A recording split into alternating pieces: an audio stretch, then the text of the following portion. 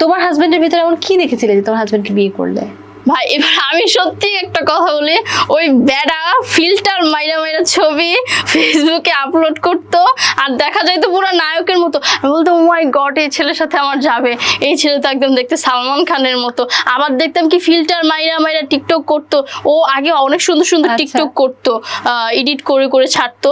বলতো ওয়াও ছেলেটা কি সুন্দর, আমি খালি একবার ছেলেটাকে বিয়ে করে নি, আমার আব্বু আম্মুরে দেখায় দিব, তারা আমার কি ছেলের সাথে বিয়ে দিবি, তার থেকে দ্বিগুণ সুন্দর ছেলেকে আমি বিয়ে করব।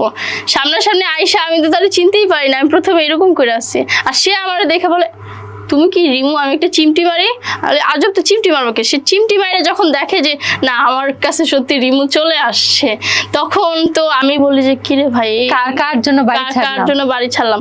পরে দেন হচ্ছে যখন হাতে জেলে একটু কথাবার্তা হলো, তখন মনে হলো যে আমার ব্যক্তি হিসেবে মানুষটা ভালো।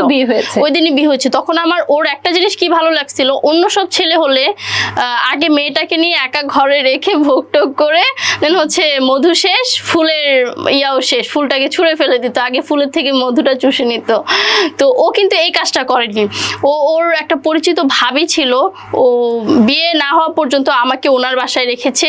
এই জিনিসটা আমাকে এত মুগ্ধ করছে যে আজ পর্যন্ত এই জিনিসটার জন্য সে আমার কাছে অনেক ভালোবাসা পায়। ইভেন আরো সুন্দর সুন্দর ছেলে যদি আমাকে অফার করে, আমি তাদের দিকে ফিরেও তাকাই না।